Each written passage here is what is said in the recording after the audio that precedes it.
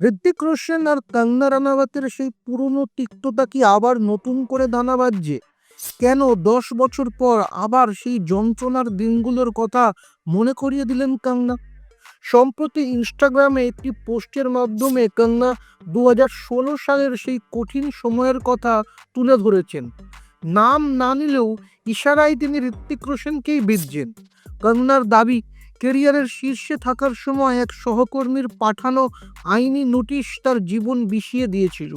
এর ফলে ইন্ডাস্ট্রি দুই ভাগে ভাগ হয়ে যায় এবং কঙ্গনাকে দীর্ঘ আইনি লড়াই লড়তে হয়।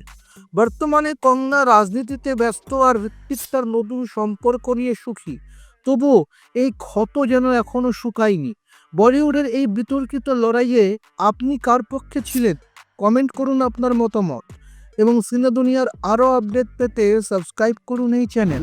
আপনার নিজের জন্য বা নিজের ব্যবসার জন্য পার্সোনাল বা বিজনেস ওয়েবসাইট তৈরি করতে চান, অথবা তৈরি করতে চান আধুনিক মোবাইল অ্যাপ, কোথায় যোগাযোগ করবেন, কিভাবে শুরু করবেন বুঝতে পারছেন না? যোগাযোগ করুন নিচে দেওয়া ফোন নাম্বারে। আপনার সমস্ত প্রশ্নের উত্তর পাবেন এখানেই।